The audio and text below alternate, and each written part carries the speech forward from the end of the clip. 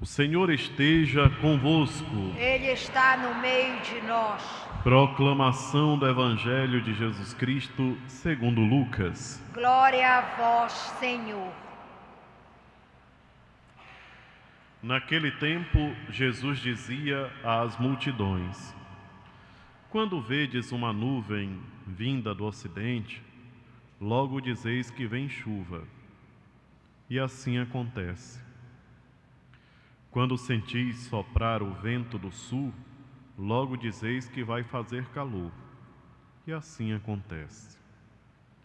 Hipócritas, vós sabeis interpretar o aspecto da terra e do céu, e como é que não sabeis interpretar o tempo presente?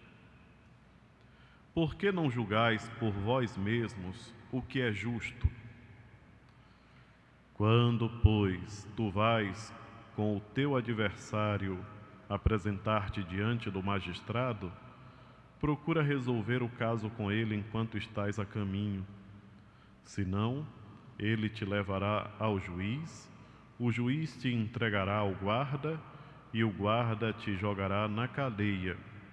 E eu te digo, daí tu não sairás, enquanto não pagares o último centavo. Palavra da salvação. Glória a vós, Senhor.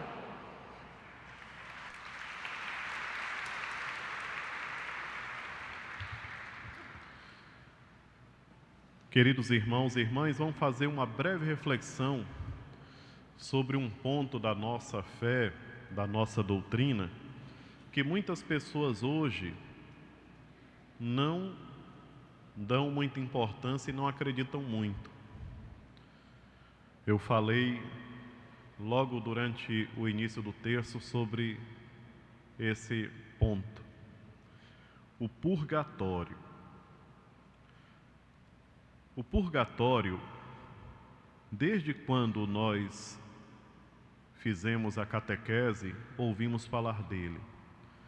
Mas a influência do protestantismo tem cada vez mais jogado de lado essa ideia, porque nossos irmãos protestantes não aceitam e falam dizendo que não existe.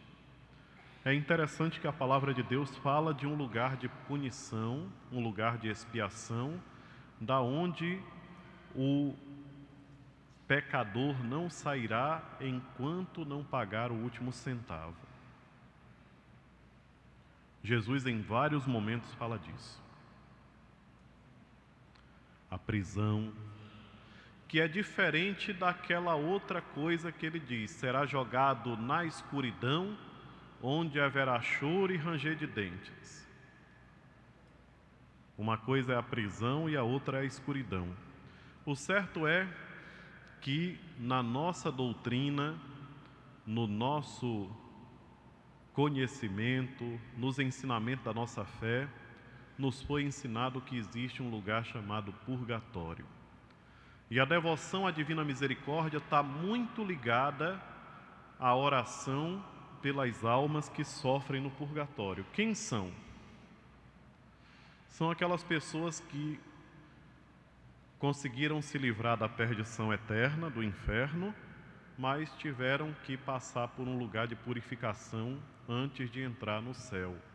E isso não é historinha, não é fábula, não é história para criança. Isso é real.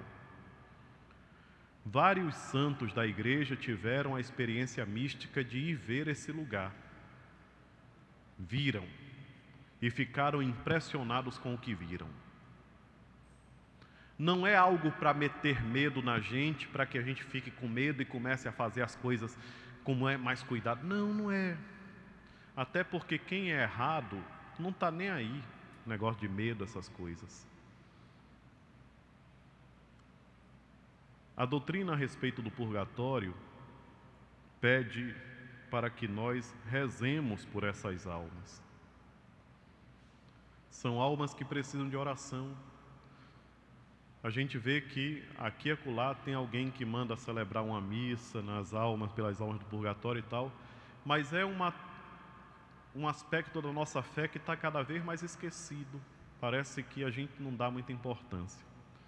E hoje, aqui, nessa sexta-feira, com várias pessoas que são dos movimentos da misericórdia da nossa arquidiocese, eu queria que nós refletíssemos sobre esse lugar.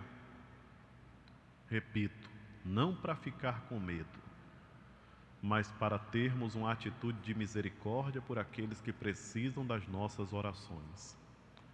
Jesus pediu muito a Santa Faustina que rezasse pelas almas do purgatório, que pedisse para que aqueles que seguiriam a obra da misericórdia, que rezassem por essas almas que padecem. Nós deveríamos todos os dias lembrar de pedir o alívio para esses irmãos e irmãs. Quem são? Nós não sabemos, nós não vamos julgar. Quem sabe é Deus quem são. Alguém diria, será que eu tenho algum parente lá? Não pensem nisso. Pensem que nós temos que pedir a Deus o alívio e o perdão para essas almas que estão lá. E devemos fazer um esforço grande para caminhar de acordo com o Evangelho. E o Evangelho de hoje nos fala que nós somos tão espertinhos para certas coisas, mas a gente faz de bobinho para as outras. As coisas que Deus nos ensina são muito claras. O Evangelho, ele nos adverte para o risco da maldade. Até essa atitude de nós conversarmos com o nosso adversário para nos reconciliarmos com ele, é uma atitude de humildade que faz com que o pecado da maldade seja apagado. E nós precisamos praticar a humildade para poder imitar Jesus Cristo.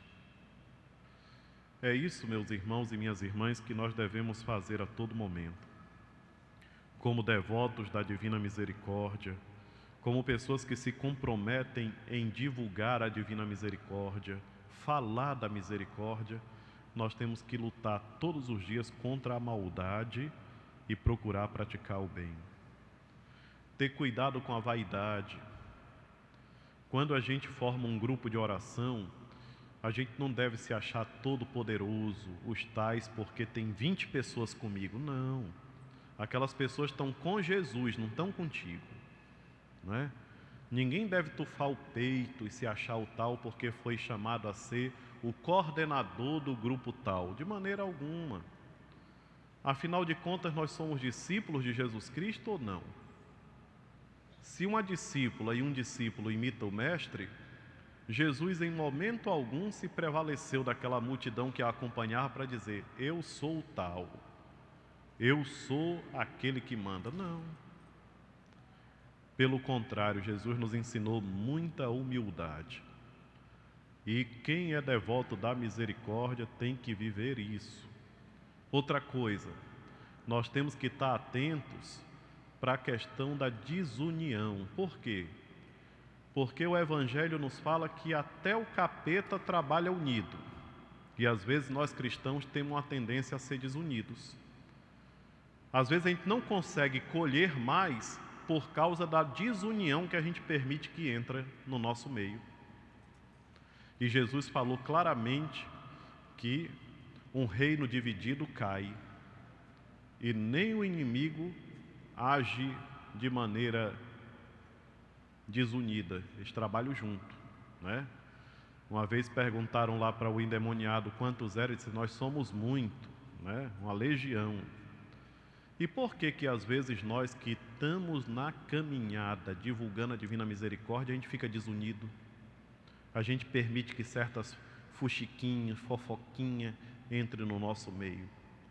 O Papa Francisco, que nos fala muito da misericórdia, tem falado demais do perigo da fofoca.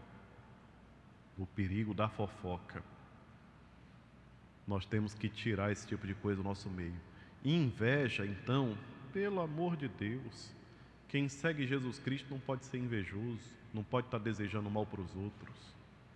Então, que nós tenhamos claro tudo isso no nosso coração e que nos espelhemos em Nossa Senhora. Ela é para nós um modelo muito luminoso, de como nós devemos fazer para não cairmos nessas ciladas, nessas armadilhas. Seja louvado nosso Senhor Jesus Cristo. Para sempre seja louvado.